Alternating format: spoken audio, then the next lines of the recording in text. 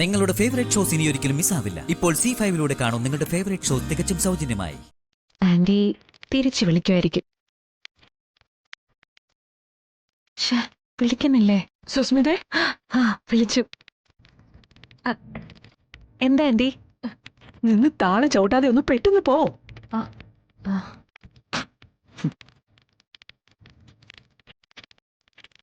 ചെല്ലാൻ. ശരി ആന്റി.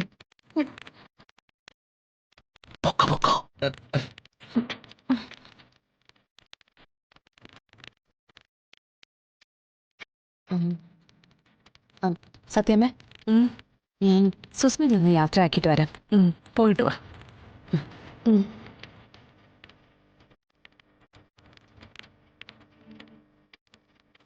അല്ലമ്മ, അപ്പൊ ക്ഷണപ്പ നമ്മൾ എന്താ ചെയ്യാ? പരിചയമുള്ളവരൊക്കെ വിളിക്കണല്ലോ.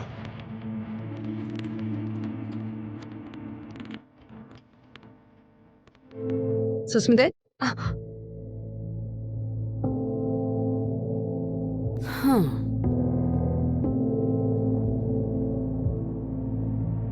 നിന്നെ എല്ലാവരും കൂടി ചക്രവ്യൂഹത്തിലാക്കിയെന്നൊരു തോന്നലുണ്ടാവും നിനക്ക്. അതേടി, കൂട്ടായി എല്ലാവരും കൂടി പ്ലാൻ ചെയ്ത് പണി തന്നതാ നിനക്ക്. എന്ത് കഷ്ടപ്പെട്ടിട്ടാന്നറിയോ നിന്നെ ഈ വീട്ടിൽ നിന്ന് കെട്ടിച്ചൊഴിവാക്കിയത്. എന്നിട്ട് ഒരു രാത്രി മാത്രം അവിടെ നിന്നിട്ട് തലയിൽ ഒരു കൂടം വെള്ളവും അങ്ങ് കമഴ്ത്തിയിട്ട് ബാമാൻഡിയുടെ ചിറകിനടിയിലേക്ക് പറന്നു വരാനാണെങ്കിൽ പിന്നെ ഞങ്ങളൊക്കെ എന്തിനടി ഇത്രയും നാള് വെള്ളം കോരിയത്? നീ എന്താ കരുതിയേ? നിന്നെപ്പറ്റി ഞങ്ങൾ ഒന്നും അന്വേഷിക്കുന്നില്ലെന്നോ? നീ അവിടെ ഓരോ മിനിറ്റിലും എന്ത് ചെയ്യുന്നു എന്നറിയാൻ വേണ്ടിയിട്ട് ഒരു ഹോട്ട്ലൈൻ രോഹിത്തിന്റെ വീട്ടിൽ നിന്ന് ഇങ്ങോട്ട് വലിച്ചിട്ടുണ്ട്. ആ ടൈം ബോംബ് അവിടെ ഇരിക്കുമ്പോ അതിന്റെ സ്പന്ദനം ഞങ്ങളോട് അറിയണ്ടേ? തൽക്കാലം നീ രോഹിത്തിന്റെ വീട്ടിലേക്ക് തന്നെ ചെല്ല്. അവിടെ രോഹിത്തും പത്മാവതി അമ്മയൊക്കെ കാത്തിരിക്കാൻ നിന്നെ. ഇതുകൊണ്ടൊന്നും സുസ്മിത തീർന്നെന്ന് കരുതണ്ട നീ. അങ്ങനെ നീ പെട്ടെന്ന് തീരുന്നതിനോട് എനിക്ക് യോജിപ്പില്ലടേ. നീ ഊറ്റിയിൽ നീറുന്ന പോലെ പതിയെ പതിയെ എരിഞ്ഞടങ്ങണം. നിന്റെ വിഷ്ണുവേട്ടന്റെ മേലും പ്രീതിയുടെ മേലും ഇനിയൊരു കരിനിഴലായി നീ വേണ്ട. ഒരു കുഞ്ഞിന്റെ ജീവൻ കൂടി കൊലയ്ക്ക് കൊടുക്കാൻ ഇല്ലവിടെ. നീ മര്യാദയ്ക്ക് ഇറങ്ങിക്കോ.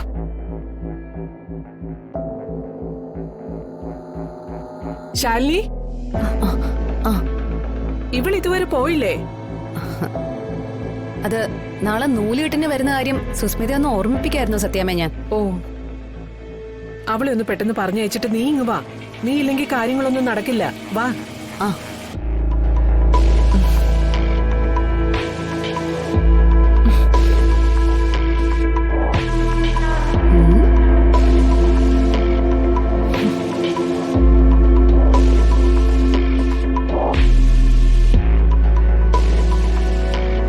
ഡൗൺലോഡ് ചെയ്യൂ C5 ആപ്പ്. കാണൂ എല്ലാ എപ്പിസോഡുകളും സൗജന്യമായി. നിങ്ങളുടെ ഫേവറേറ്റ് ഷോസ് ഇനി ഒരിക്കലും മിസ്സാവില്ല. ഇപ്പോൾ C5 കാണും നിങ്ങളുടെ ഫേവറേറ്റ് ഷോ തികച്ചും സൗജന്യമായി. മനസ്സിലുള്ളത് അപ്പൊ തന്നെ മുഖത്ത് നോക്കി വെട്ടി തുറന്ന് പറയുന്ന പച്ച മനുഷ്യരാ ഇവിടെ ഈ ചൈന കോളനിയിലുള്ളവരൊക്കെ. നമ്മുടെ ബെഡ്റൂമിലുള്ള കാര്യങ്ങളൊക്കെ ഞാൻ അവർക്ക് മുന്നിൽ വിസ്തരിച്ചാലേ അവരാദ്യം അടിക്കുന്നത് നിന്നെ ആയിരിക്കില്ല, എന്നെ ആയിരിക്കും. എന്തിനാണെന്നറിയൂടി? ഭാര്യയെ നിലയ്ക്ക് നിർത്താത്തതിന്. പിന്നെ നീ പറഞ്ഞല്ലോ സത്യമ്മയുടെ വീട്ടിൽ എനിക്ക് ഡ്രൈവറുടെ സ്ഥാനം മാത്രമേ ഉള്ളെന്ന്. അതുപോലും ഞാൻ ആഗ്രഹിച്ചിട്ടില്ലടി. വിഷ്ണുവോ ശാലിനിയോ സത്യമ്മയോ ഇവരാരുമായും ഒരു സുഹൃത്ത് ബന്ധം പോലും ഞാൻ ആഗ്രഹിച്ചിട്ടില്ല. എൻ്റെ അച്ഛൻ്റെ ജീവനെടുത്ത് നിന്നെ ഇവിടെ കൊണ്ടുവന്ന് ഒരു മനുഷ്യ സ്ത്രീയായി ജീവിപ്പിക്കാനുള്ള ഉപാധികൾ മാത്രമായിരുന്നു എന്നെ സംബന്ധിച്ച് അവരൊക്കെ. അല്ലാതെ പഴുത് കിട്ടിയ സത്യാമ്മയുടെ കൊട്ടാരത്ത് നുഴഞ്ഞു കയറാൻ പതുങ്ങി നടക്കുകയല്ല നിന്നെ പോലെ. ഇപ്പോഴും നിന്റെ വാക്കുകളിൽ മുഴച്ചു നിൽക്കുന്നത് മാനമര്യാദയ്ക്ക് അടങ്ങി ഒതുങ്ങി ജീവിക്കാനുള്ള ആഗ്രഹമല്ല, സത്യാമ്മയുടെ വീട്ടിൽ നിന്നുള്ള അവഗണനകളിൽ നിന്നുള്ള പരിഭവം മാത്രമാണ്. അട്ടയെപ്പോലെ തോണ്ടി എറിഞ്ഞാലും വീണ്ടും അവിടെ പറ്റിക്കൂടാനുള്ള മോഹം മാത്രം. അത് മനസ്സിൽ നിന്ന് കളയാത്തിടത്തോളം നീ ഒരിക്കലും നന്നാവില്ല സുസ്മിത. നീ ഏതെങ്കിലും ഒരു കാലത്ത് നന്നാവുമെന്ന് എനിക്ക് തോന്നുന്നില്ല. പക്ഷേ ജീവിക്കുകയാണെങ്കിൽ നീ ഇവിടെ തന്നെ ജീവിക്കണം. ജീവിതം എന്താണെന്ന് പഠിക്കണം. അതിനുവേണ്ടിയാ നിന്നെ ഞാനിവിടെ തിരിച്ചെത്തിച്ചത്. ഹോട്ട് ലൈനെന്നോ പെൻഡാണെന്നോ എന്ത് വ്യാഖ്യാനം വേണമെങ്കിലും നിനക്ക് പറയാം. ശരി, രോഹിത് തന്നെ അങ്ങനെയാണ് മനസ്സിലാക്കിയിരിക്കുന്നെങ്കിൽ അങ്ങനെ. ഞാൻ ഇനി എന്ത് വേണമെന്നാ രോഹിത് പറയുന്നത്?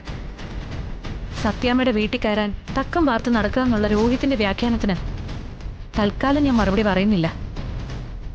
എന്തായാലും ചെന്ന് കയറാൻ എനിക്കിപ്പോൾ ഒരു ഇടയില്ല എന്നുള്ളത് സത്യം തന്നെയാ. രോഹിത് എൻ്റെ കഴുത്തിൽ ഈ താലി കെട്ടിയോണ്ടാ അങ്ങനെ സംഭവിച്ചത്. ഭർത്താവിന്റെ വീടാവണമല്ലോ സ്വന്തം വീട്. ആ, കയ്യിലുള്ളത് ഉപേക്ഷിച്ച് കഴിയുമ്പോഴേ നമുക്ക് എന്തെല്ലാം ഉണ്ടായിരുന്നു എന്നുള്ള യഥാർത്ഥ തിരിച്ചറിവുണ്ടാവും. വലിയൊരു പാഠം ഇത്, ഓർമ്മിച്ച് വെച്ചോണം. ഇതാ വീടിന്റെ താക്കോല്. അമ്മ ഒരു ബന്ധു വീട്ടിൽ പോയേക്കോ.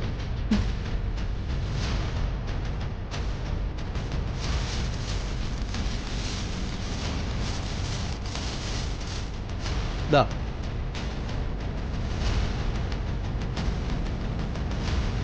ഇത് കൊണ്ടുപോയി കറി വെക്കേ. എന്താ ഇത്? മീൻ കണ്ടിട്ടില്ലേ? രോഹിത്, എനിക്കത് കറി വെച്ചൊന്നും പരിചയമില്ല. കഴിച്ച് പരിചയമുണ്ടല്ലോ, പിടിക്കണേ ഇത്. രോഹിത്, ഞാനിതൊരു കവർ പോലും ഇല്ലാതെ. നിന്നോടാ പറഞ്ഞത് പിടിക്കാൻ.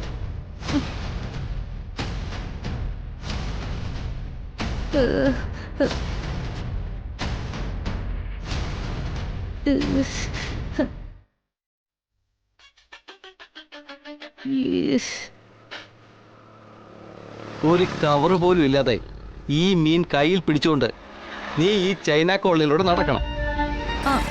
അങ്ങനെ കുറെ നടന്നു കഴിയുമ്പോ നിനക്ക് മനസ്സിലാകും സത്യാമ്മയുടെ കൊട്ടാരം കണ്ണെത്താത്തത്ര ഉയരത്തിലാണെന്ന്. വേണമെങ്കിൽ എനിക്ക് നിന്നെ ഈ ബൈക്കിന് പിന്നിലെടുത്ത് ഈ വീട്ടിൽ കൊണ്ടുവന്നാക്കാം. പക്ഷേ നിനക്കതിനുള്ള യോഗ്യതയില്ല. മാറി കഴിക്കൊണ്ട്.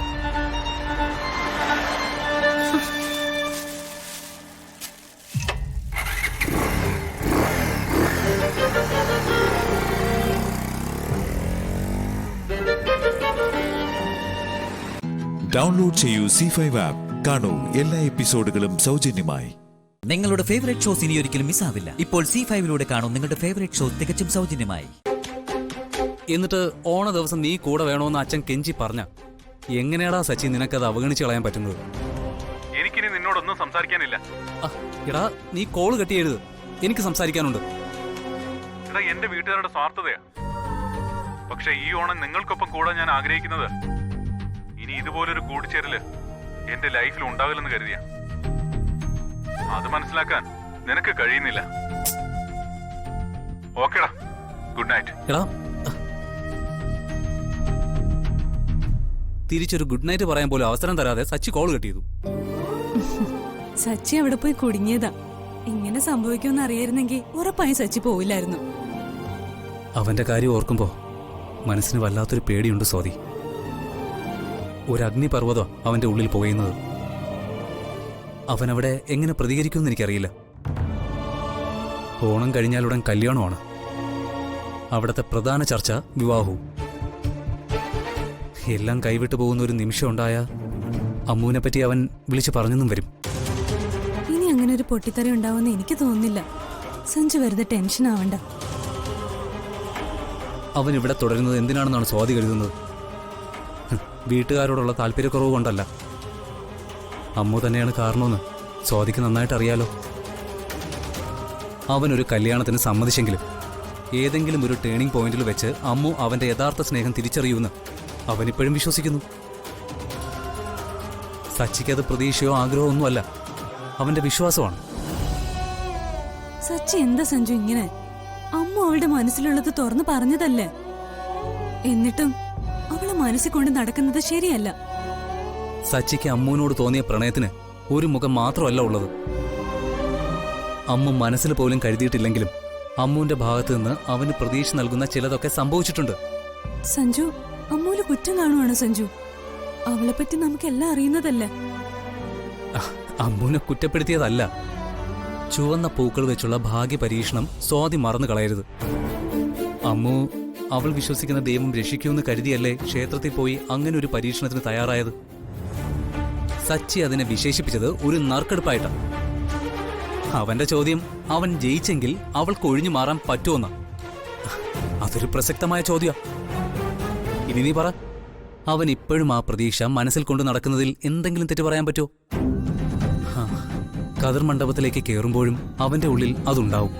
സച്ചി സ്വന്തം വീട്ടിൽ തന്നെ ഓണം ആഘോഷിക്കട്ടെ, അതാ നല്ലതെന്നാ എനിക്ക് തോന്നുന്നത്. അമ്മുന്റെ വീർപ്പുമുട്ടിലൂടെ എനിക്ക് കാണേണ്ടി വരില്ലല്ലോ. നീ പോയി കിടന്നോ, സമയം 11 കഴിഞ്ഞു. ഇനി ഇവിടെ ഇരുന്ന് ഓരോന്ന് ആലോചിച്ച് തല ചൂടാക്കാതെ സഞ്ജു പോയി കിടന്നോ. പിന്നെ ഈ ഗുഡ് നൈറ്റ് പറഞ്ഞ് 2 റൂമിലേക്ക് പോകുന്ന പരിപാടി ഇനി എന്നാ ഒന്ന് തീരുക? ആ കാത്തിരിപ്പിന്റെ സുഖം ഇപ്പോഴേ ആസ്വദിക്കാനാവൂ. Good night. Good night.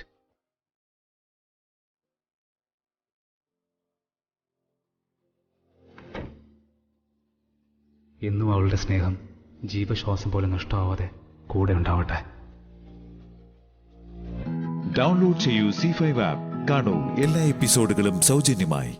നിങ്ങളുടെ ഫേവറേറ്റ് ഷോസ് ഇനി ഒരിക്കലും മിസ്സാവില്ല. ഇപ്പോൾ C5ലൂടെ കാണൂ നിങ്ങളുടെ ഫേവറേറ്റ് ഷോ തികച്ചും സൗജന്യമായി.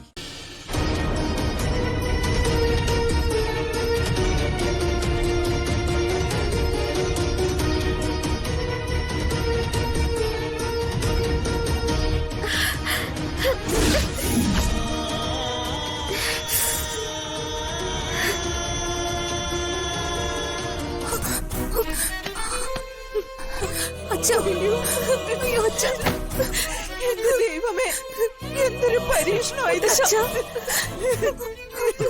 കുറച്ച് വെള്ളം എടുത്തോണ്ടോ അപ്പച്ചി? ഒന്ന് കണ്ണു തുറക്ക്. എന്റെ ദേവി, ഒരു തെറ്റും ചെയ്യാത്ത മനുഷ്യനാണെന്ന് അവിടേക്ക് അറിയില്ലേ? സഞ്ജു, ഡോക്ടർ എന്ന് വിളിക്കും. സഞ്ജു, വേഗം ഒന്ന് ഡോക്ടറെ വിളിക്കാം.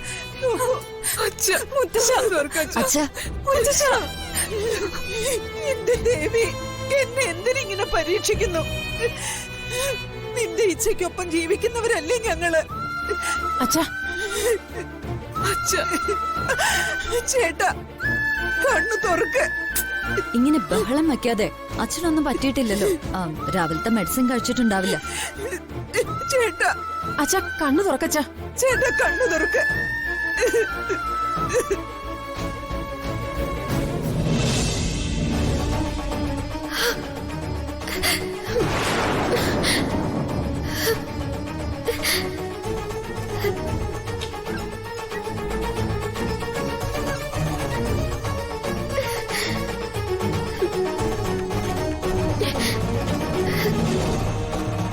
എന്റെ ദേവി, മുത്തശ്ശനൊരാപത്തും വരുത്താതെ നോക്കണേ.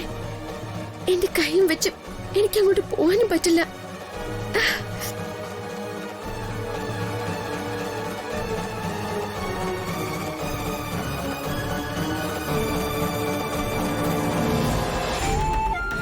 അച്ഛാ, അച്ഛാ, പിടിക്കും മോനെ. പതുക്കെ. ശ്ശോ.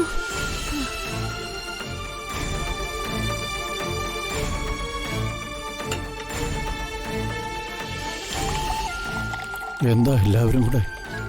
കൊള്ളാം, അത് മറന്നോ? വെള്ളം കുടിക്കേ. പൂജാമുറിയിൽ വെച്ച് നടന്നതൊക്കെ മുത്തശ്ശി മറന്നോ?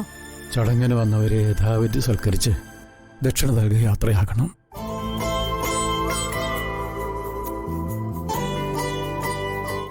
ഞാൻ കുറച്ചു നേരം അവിടെ കിടക്കട്ടെ. മോൻ, കാഞ്ചനയും ദിനേശനെ ഇവിടെ കൂട്ടിക്കോ. ഡോക്ടറെ വിളിച്ചിട്ടുണ്ട്. മുത്തശ്ശന്റെ അടുത്ത് ഞാൻ വേണം എന്ന് പറഞ്ഞ എങ്ങനെ മോനെ? അവരൊക്കെ പുറത്തു നിൽക്കല്ലേ? സ്വാതി, ചെല്ല്. വലിയപ്പച്ചയും കൂട്ടി വേണ്ട എന്താന്ന് വെച്ചാ ചെയ്. വസുമതി കുടിച്ചില്ല. നീ അവിടെ വേണം. കുട്ടികളെ മാത്രം വെച്ചാൽ പോരല്ലോ.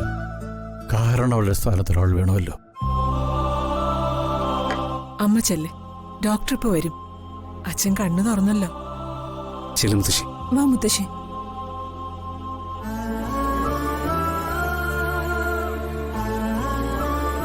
അച്ഛൻ രാവിലെ ബേബിക്ക് മരുന്ന് കഴിച്ചതാണോ? കഴിച്ചതാ. പേഷ്യന്റ് ഏത് റൂമിലാ? ആ റൂമിലുണ്ട് ഡോക്ടർ. നോക്കട്ടെ. ഡൗൺലോഡ് ചെയ്യൂ C5 ആപ്പ്. കാണൂ എല്ലാ എപ്പിസോഡുകളും സൗജന്യമായി. നിങ്ങളുടെ ഫേവറേറ്റ് ഷോസ് ഇനി ഒരിക്കലും മിസ്സാവില്ല. ഇപ്പോൾ C5ലൂടെ കാണൂ നിങ്ങളുടെ ഫേവറേറ്റ് ഷോ തികച്ചും സൗജന്യമായി. അതെ, കൂട്ടുകറിക്കുള്ള കടല കുതിർത്ത് വെച്ചിട്ടുണ്ട്. അതെടുത്ത് കുക്കറിലിട്ട് വേവിക്കണം. വെള്ളം ഒഴിക്കാൻ മറക്കണ്ട. വേവ് കുറഞ്ഞ അരി അടുപ്പത്ത്, അത് ഇടയ്ക്കിടയ്ക്ക് നോക്കണം. പാകം തെറ്റി ചോറ് വിളമ്പിയാലേ ചെവിതല കേൾപ്പിക്കത്തില്ല ആ പ്രഭാവതി അമ്മ. പിന്നെ സാമ്പാറിനുള്ള കഷ്ണങ്ങളൊക്കെ ഞാൻ അരിഞ്ഞു വെച്ചിട്ടുണ്ട്. പരിപ്പ് ആ ചെറിയ കുക്കറിൽ വേവിച്ച് വെച്ചിട്ടുണ്ട്.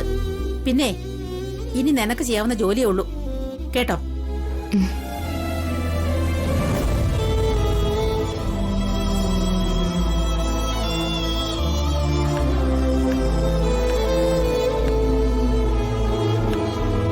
എല്ലാം നിന്റെ തലയിലാക്കിയിട്ട് ആ സ്ത്രീ നൈസായിട്ട് മുങ്ങിയല്ലേ?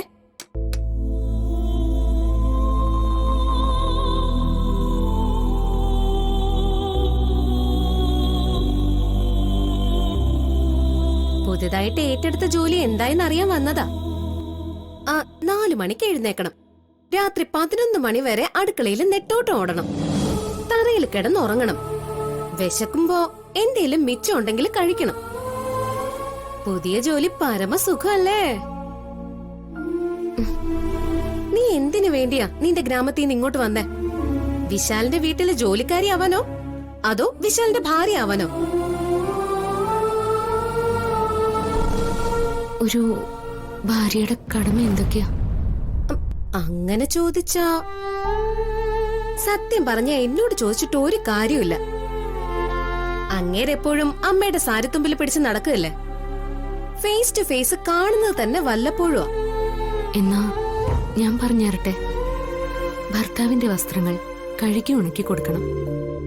ഭർത്താവിന് ഇഷ്ടമുള്ള ആഹാരങ്ങൾ വെച്ച് വിളമ്പണം. അതൊക്കെ ഭാര്യയുടെ ജോലികളാ. അത് തന്നെയല്ലേ ഞാനും ഇവിടെ ചെയ്യുന്നത്. ഭർത്താവിന്റെ വെച്ചുണ്ടാക്കി കൊടുത്തോ? ആരാ വേണ്ടെന്ന് പറഞ്ഞേ? വീട്ടിലുള്ള എല്ലാവരുടെയും കാര്യങ്ങൾ നിന്നെ കൊണ്ട് ചെയ്യിക്കാന്ന് വെച്ചാ? ഭർത്താവിന്റെ കാര്യങ്ങൾ മാത്രം നോക്കിയ പോരാ ഒരു ഭാര്യ. ഭർത്താവിന്റെ അച്ഛനും അമ്മയും ജീവിച്ചിരിക്കുന്നെങ്കിൽ അവരുടെ കാര്യങ്ങൾ നോക്കണം. ഭർത്താവിന് കൂടപ്പിറപ്പുകളുണ്ടെങ്കിൽ അവർക്ക് വേണ്ടതും ചെയ്തു കൊടുക്കണം. ശരി, അത് ഞാൻ സമ്മതിച്ചിരിക്കുന്നു. പക്ഷേ നീ പറഞ്ഞ പ്രമാണപ്രകാരം നീ അങ്ങനെയാണെങ്കിൽ വിശാൽ ബ്രോയുടെയും അച്ഛന്റെയും അച്ഛമ്മയുടെയും ചെറിയമ്മയുടെയും കാര്യങ്ങൾ മാത്രം ചെയ്താൽ മതിയല്ലോ. അവർക്ക് വേണ്ടി മാത്രമല്ലല്ലോ നീ ഇവിടെ ജോലി ചെയ്യുന്നത്. അമ്മയുടെയും അങ്കിളിന്റെയും എന്റെ ഭർത്താവിന്റെയും അനിയന്റെയും എല്ലാ കാര്യങ്ങളും നീ തന്നെ നോക്കുന്നത് ശരിയല്ലല്ലോ. ഞാൻ എന്റെ ഭർത്താവിനും വീട്ടുകാർക്കും വേണ്ടി വെച്ചുണ്ടാക്കുന്നു. അത് എത്ര പേര് കഴിക്കുന്നു എന്ന് ഞാൻ നോക്കേണ്ട കാര്യമില്ലല്ലോ. എന്റെ നാവെടുക്കാൻ നീ കാണിച്ച മിടുക്കുണ്ടല്ലോ. നമ്മുടെ അമ്മായിയമ്മയുടെ മുന്നിലായിരുന്നു നീ എടുക്കേണ്ടിയിരുന്നത്. അവിടെ ഒരക്ഷരം മിണ്ടാതെ പറയുന്നതെല്ലാം അനുസരിക്കുക. എന്നിട്ട് അടുക്കളയിൽ വന്നിരുന്ന് മൂങ്ങുക. നിനക്കൊരിക്കലും ഇതിൽ നിന്ന് രക്ഷപ്പെടാനാവില്ലെന്നാണോ? എനിക്ക് ഇതൊരു കഷ്ടപ്പാടായിട്ട് തോന്നുന്നില്ല ഗാർഗി. ഔട്ട് ഹൗസിൽ നിന്നും ഇവിടെ വരെ എത്തിയില്ല ഞാൻ. അതെന്റെ ഭാഗ്യമായിട്ടാ ഞാൻ കരുതുന്നത്. ശരിയാ, ഭാഗ്യം തന്നെയാ. ഇതിലും വലിയൊരു ഭാഗ്യം നിനക്കിനി കിട്ടാനില്ല. നിന്നെ ഉപദേശിക്കാൻ വന്ന എന്നെ പറഞ്ഞാ മതി. ഗാർഗി, ഡൗൺലോഡ് ചെയ്യൂ C5 ആപ്പ്. കാണൂ എല്ലാ എപ്പിസോഡുകളും സൗജന്യമായി. നിങ്ങളുടെ ഫേവറേറ്റ് ഷോസ് ഇനി ഒരിക്കലും മിസ്സാവില്ല. ഇപ്പോൾ C5 കാണൂ നിങ്ങളുടെ ഫേവറേറ്റ് ഷോ തികച്ചും സൗജന്യമായി. പാർവതി ഇവിടുത്തെ ജോലിക്കാരിയാണോ അതോ മരുമകളാണോ? നിങ്ങൾ ഓരോരുത്തരും അഭിപ്രായം പറയണം. എന്റെ അഭിപ്രായം നേരത്തെ പറഞ്ഞതാ. എന്നെ സംബന്ധിച്ചിടത്തോളം പാർവതി ഇപ്പോൾ ഈ കുടുംബത്തിലെ മരുമകൾ തന്നെയാണ്. അവളെ ജോലിക്കാരിയാക്കിയവളാണ് ഈ ചോദ്യത്തിന് ഉത്തരം നൽകേണ്ടത്. അപ്പോഴും ഇപ്പോഴും എപ്പോഴും എനിക്ക് ഒറ്റ ഉത്തരവേ ഉള്ളൂ. പാർവതിയെ വിശാലേട്ടന്റെ ഭാര്യയായിട്ടാ ഞാൻ കാണുന്നത്.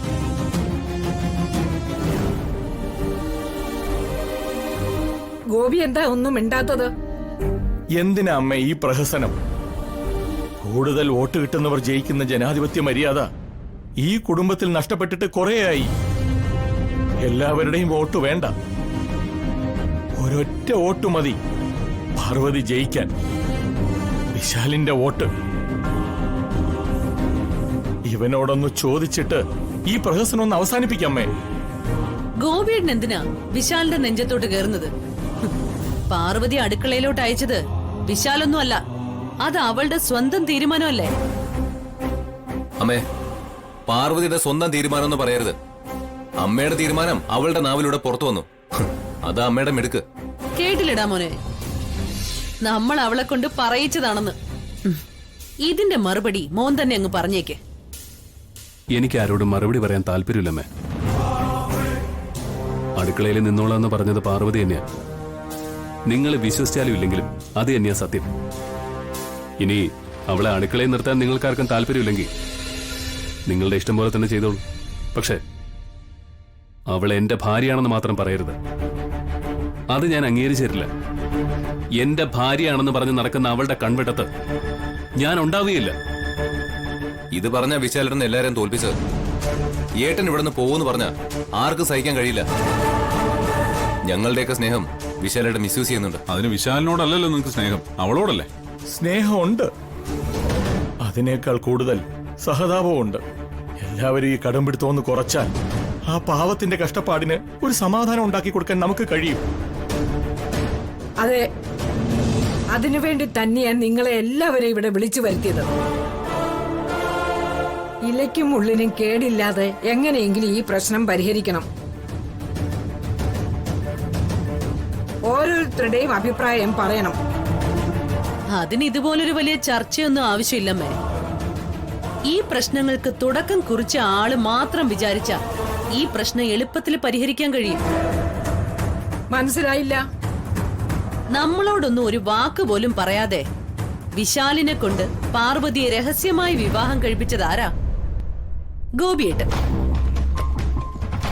ഗോപിയേട്ടൻ തന്നെ അവളെ അവളുടെ വീട്ടിൽ കൊണ്ടുവിട്ട് ഇനി പാർവതിയുമായി ഒരു ബന്ധവുമില്ല എന്ന് പറഞ്ഞ് വിശാല് കെട്ടിയ താലി അഴിച്ചു മാറ്റിയാൽ ആ നിമിഷം എല്ലാ പ്രശ്നങ്ങളും അവസാനിക്കും. ഡൗൺലോഡ് ചെയ്യൂ C5 ആപ്പ്. കാണൂ എല്ലാ എപ്പിസോഡുകളും സൗജന്യമായി. നിങ്ങളുടെ ഫേവറേറ്റ് ഷോസ് ഇനി ഒരിക്കലും മിസ്സാവില്ല. ഇപ്പോൾ C5 കാണൂ നിങ്ങളുടെ ഫേവറേറ്റ് ഷോ തികച്ചും സൗജന്യമായി. എന്താ ആലോചിക്കുന്നത്? ഞാൻ മറ്റൊന്നും അല്ല മോളെ ആലോചിക്കുന്നത്. അശ്രദ്ധ കൊണ്ട് പോയെങ്കിലും ഐശ്വര്യക്കും വിശേഷം ഉണ്ടായി. കല്യാണം കഴിഞ്ഞിട്ട് ഇത്രയും നാളായില്ലേ? നിങ്ങൾക്കും വേണ്ടേ ഒരു കുഞ്ഞ്? അമ്മയ്ക്കും അച്ഛനും അമ്മൂമ്മ അപ്പൂപ്പനാവണ്ടേ? എന്താ മോളെ ഒന്നും മിണ്ടാത്തത്? അത് എല്ലാം ഭഗവാന്റെ തീരുമാനമല്ലേ? ദൈവത്തിന് ചില തീരുമാനങ്ങൾ ഉണ്ടാവില്ലേ? അതുപോലെയല്ലേ നടക്കൂ. എന്റെ മോള് അമ്മയോട് പല കള്ളത്തരങ്ങളും പറയുന്നുണ്ട്, എനിക്കറിയാം. എന്തിനാ എന്നോട് നുണ പറയുന്നേ? സത്യം പറയേ. ഞാൻ സത്യം അമ്മ പറയുന്നത്. അല്ലെന്ന് എനിക്കറിഞ്ഞൂടെ? നിന്നെ പറ്റി വളർത്തിയത് ഞാനല്ലേ മോളെ?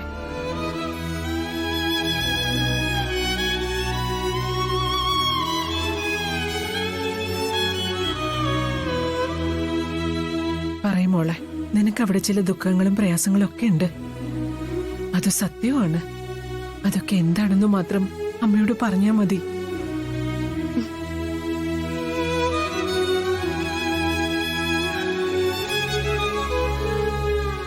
പറ മോളെ.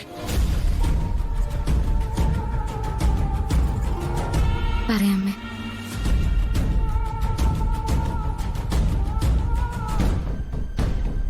നിന്നെ ഞാൻ അക്കിയുടെ മുറിയിൽ കിടത്താം. അതവന്റെ ഭാര്യയാവാനല്ല. ആ മോഹവും വേണ്ട.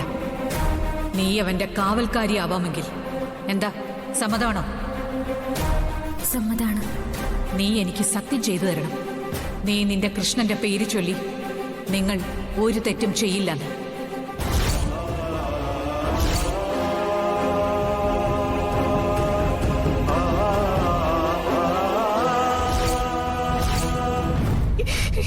എന്റെ പൊന്നു മോളെ. അയ്യോ എന്നാലും എന്റെ മോളെ, അവരെന്തൊരു സ്ത്രീയാ.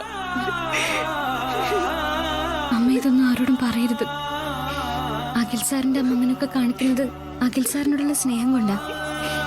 ഒരമ്മ മകനോട് സ്നേഹം കാണിക്കുന്നത് ഇങ്ങനെയാണോ? ഇത് സ്നേഹമല്ല, ദ്രോഹമാ. ദ്രോഹം. അമ്മ ഇത് അച്ഛനോട് അരവിന്ദേട്ടനോടൊന്നും പറയാൻ പോവല്ലേ. ഇതൊക്കെ മാറിക്കോളും.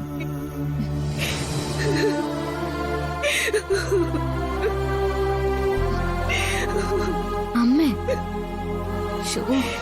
എന്റെ പൊന്നമ്മ കരയില്ലേ? അമ്മേ, അമ്മ ഇത്രയൊക്കെ നമുക്ക് കണ്ണ് തന്നില്ലേ? ആ കണ്ണൻ തന്നെ ഇതിനൊരു വഴി കാട്ടി തന്നോളൂ. അമ്മ ഇങ്ങനെ വിഷമിക്കല്ലേ. എന്റെ അമ്മ ഇത്. വാ ഇരിക്കേ.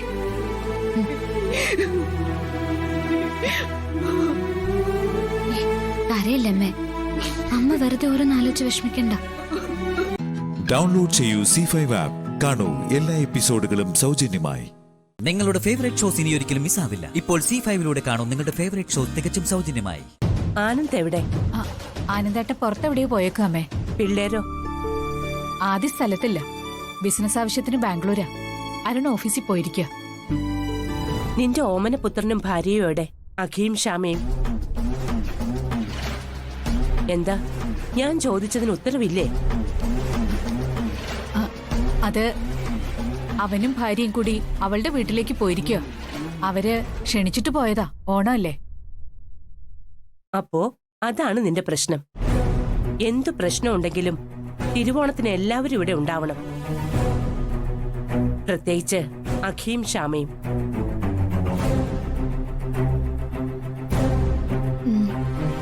എന്താ പറഞ്ഞത് കേട്ടില്ലേ? കേട്ടമ്മേ.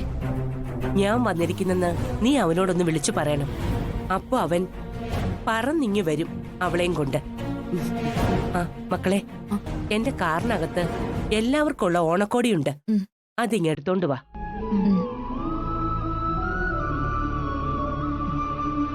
വാ അമ്മേ, റൂമിലേക്ക് പോ.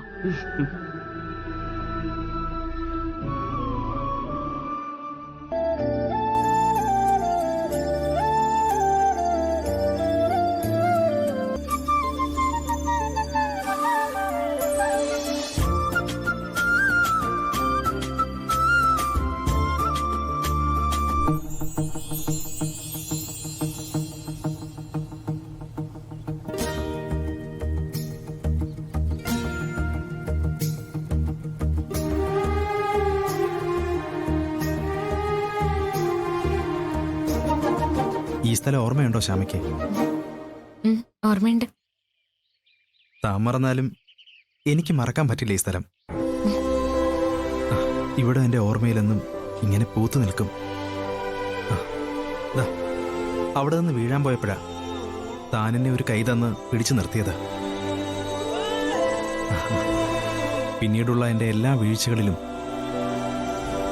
രണ്ട് കൈകളും കൊണ്ട് താൻ എന്നെ മുറുകെ പിടിച്ചു നിർത്തി. ശ്യാമ എന്ന ശക്തിയില്ലായിരുന്നെങ്കിൽ അഖിൽ എന്ന ദുർബലൻ പലയിടത്തും വീണു പോകുമായിരുന്നു. അഖിൽ സാർ എന്ന എന്റെ പ്രിയപ്പെട്ട ദുർബലനില്ലായിരുന്നെങ്കിൽ ശ്യാമയുണ്ടാവില്ലായിരുന്നു. ഈ വഴിയിലൂടെ നടക്കുമ്പോൾ എനിക്ക് തന്നോടുള്ള സ്നേഹം ഇരട്ടിയാവുകയാണ്. ഒരു പുരുഷന്റെ ജീവിതത്തിന് മേൽ ഒരു സ്ത്രീയുടെ ശക്തി എത്രയാണെന്ന് ഇപ്പോഴാ ഞാൻ തിരിച്ചറിയുന്നേ. സാറിന്റെ ഈ സ്നേഹം അനുഭവിക്കുന്ന എന്റെ പുണ്യത്തെക്കുറിച്ച് എന്താ സാറൊന്നും മിണ്ടാത്തത്? സ്നേഹിക്കണമെങ്കിൽ സ്നേഹിക്കപ്പെടുന്ന ആളുടെ മനസ്സ് എത്ര വലുതായിരിക്കണം. എനിക്കിപ്പോ ഒരു കാര്യം തോന്നുകയാണ്. എന്താ സർ? അമ്മയുടെയും ഭാര്യയുടെയും സ്നേഹത്തെ പറ്റിയാ. അമ്മയുടെ സ്നേഹത്തില് വാത്സല്യത്തിന്റെ ഇളനീരാണെങ്കിൽ ഭാര്യയുടെ സ്നേഹത്തില് പ്രേമത്തിന്റെ തേൻതുള്ളിയാണ്. ഓ കവിത. എന്റെ ശ്യാമേ, നമുക്ക് മരണമില്ലടോ. അതെന്താ? നമ്മള് പ്രണയിച്ചോണ്ടിരിക്കുകയല്ലേ. പ്രണയിക്കുന്നവർക്ക് മരണമേ ഇല്ല. ഡൗൺലോഡ് ചെയ്യൂ C5 ആപ്പ്. കാണൂ എല്ലാ എപ്പിസോഡുകളും സൗജന്യമായി.